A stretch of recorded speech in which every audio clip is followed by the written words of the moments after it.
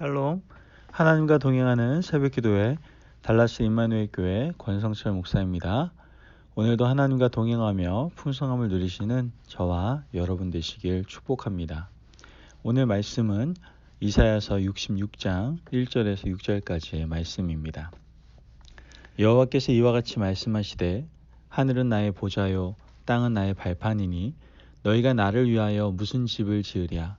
내가 안식할 처소가 어디랴. 나 여호와가 말하노라. 내 손이 이 모든 것을 지었으므로 그들이 생겼느니라.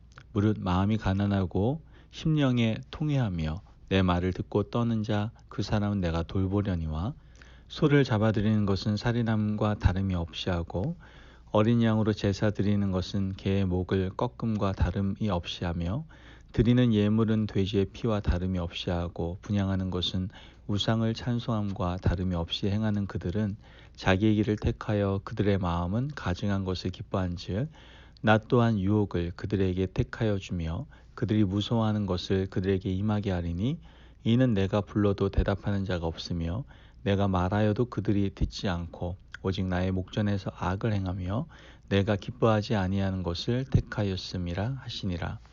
여호와의 말씀으로 말미암아 떠는 자들아 그의 말씀을 들을지어다. 이르시되 너희 형제가 너희를 미워하여 내 이름으로 말미암아 너희를 쫓아내며 이르기를 여호와께서는 영광을 나타내사 너희 기쁨을 우리에게 보이시기를 원하노라 하였으나 그들은 수치를 당하리라 하셨느니라. 떠는 소리가 성읍에서부터 들려오며 목소리가 성전에서부터 들리니 이는 여호와께서 그의 원수에게 보응하시는 목소리로다. 아멘. 하나님의 말씀입니다. 여러분, 일반적으로 책을 구입하실 때 어떤 기준 속에서 또 어떤 방법을 가지고 책을 구입을 하십니까? 예전에 저는 그냥 책 보고 겉표지 예쁘면 샀었는데요. 제가 이제 공부를 계속 하면서 책을 고르는 요령들이 조금씩 생기더라고요. 아마 이 요령은 책을 구입하는 사람들이 아마 동일하게 하는 그러한 요령이 아닌가 생각을 해보게 됩니다. 일반적으로 책을 읽으려고 하는 그러한 마음을 갖게 되면 일단 그 책의 차례를 먼저 보게 되죠. 그 차례의 내용을 보면 대충 그 책을 저술한 그 작가가 어떤 의도로 이 책을 썼는지를 알 수가 있기 때문에 그렇습니다. 아무리 장황한 글이라도 분명 그 글 안에는 작가가 의도한 분명한 내용을 가지고 있다는 것이죠. 마찬가지로 말에도 어떤 의도가 있습니다. 말을 길게 하든 짧게 하든 그 말에는 말하는 사람의 생각 또는 의도, 목적이 있다라는 것이죠. 오늘 여러분에게 전하는 이 새벽 예배 말씀도 마찬가지예요. 제가 기도하면서 말씀을 준비하면서 오늘 하나님께서 어떠한 말씀을 나에게 주시는지 또한 어떤 말씀을 우리 성도들에게 함께 나누기를 원하시는지 그 마음을 가지고 그 의도를 갖고 여러분에게 말씀을 이와 같이 전하는 것이죠. 오늘 마지막 장을 맞이하는 이사야서를 통해서 우리는 이러한 의도를 또한 깨닫게 됩니다. 이사야 선지자도 우리에게 궁극적으로 말하고자 하는 그 무엇인가가 있다라는 것이죠. 그 내용을 우리 함께 살펴보기를 원합니다. 이사야 선지자는요, 긴 시간 동안 남유다 백성들에게 예언하면서 4명의 왕들을 거치게 되죠. 이 4명의 왕들을 거치면서 아주 굵직굵직한 역사적 사건들을 많이 겪었어요. 가장 대표적인 것이 북이스라엘의 멸망이었죠. 당시 가장 강대국이었던 아시리아에 의해서 북이스라엘이 멸망을 당하고 맙니다.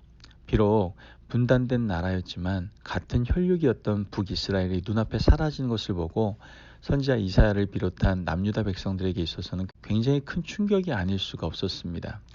하나님을 섬기지 않고 말씀과 반대로 행하는 그러한 사람들을 하나님이 직접 심판하시는 것을 보고 이 유다 백성들은 엄청난 충격을 받았던 것이죠. 하지만 이 아시리아는 북이스라엘을 삼킨 것으로 그치지 않았다라는 거예요. 호시탐탐 유다를 노렸죠.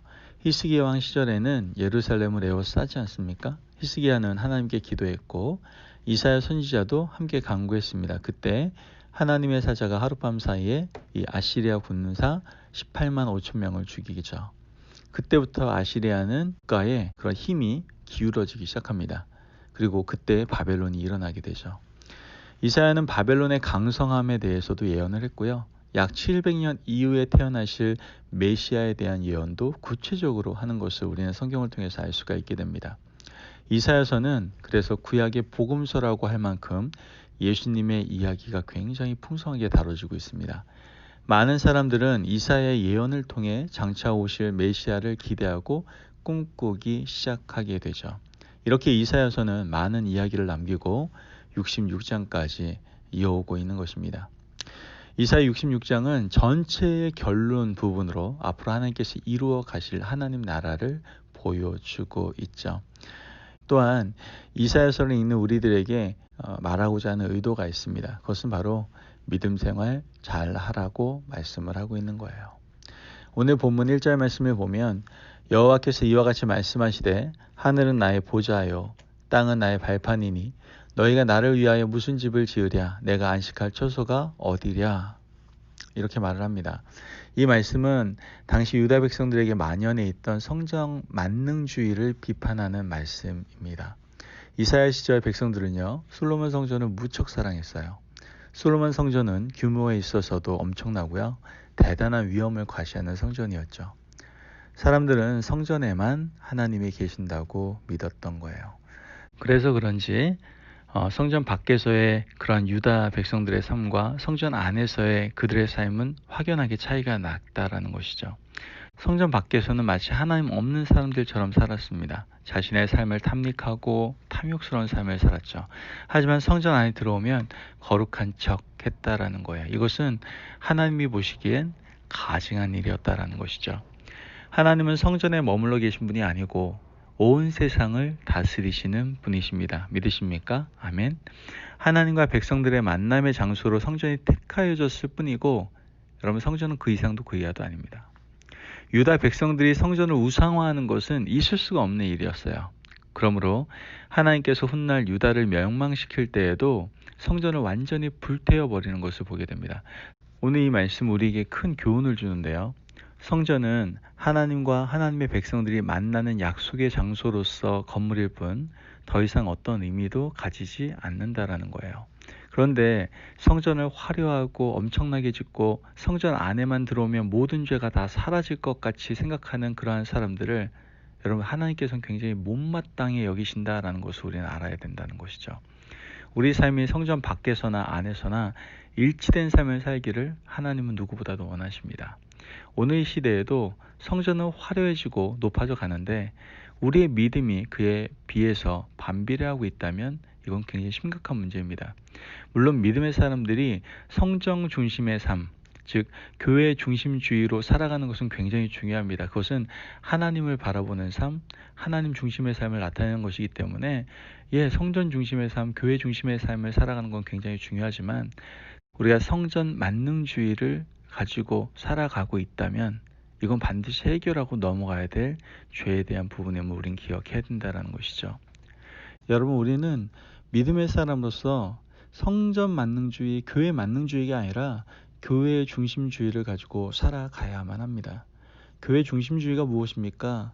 교회의 머리 되시고 주인 되시는 주님의 마음을 내가 품고 교회에서든 세상에서든 주님의 제자로서 마음과 생각과 행동을 하면서 살아가는 것을 말하는 것이죠. 여러분 우리는 지금 교회 중심주의로 살아가고 있습니까?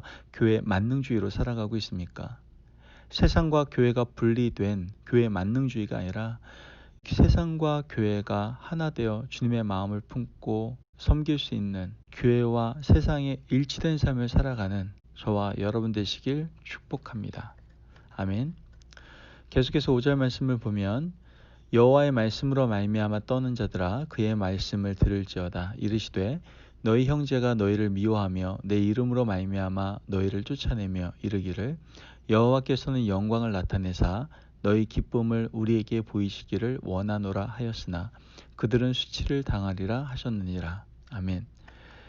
여러분 이사야 선지자 시절에 하나님의 말씀대로 사는 사람들은요 압제당하고 박해를 받았죠. 하나님께서는 너희를 압제하는 사람들을 가만히 두지 않고 그들이 수치를 당하도록 하겠다라고 분명히 하나님의 자녀들에게 약속하신 것을 보게 됩니다. 성경에서는 하나님의 뜻이 곳곳 명시되어 있었는데요. 그중 중요한 것 한 가지가 선을 행함으로 고난을 받는다라는 거예요.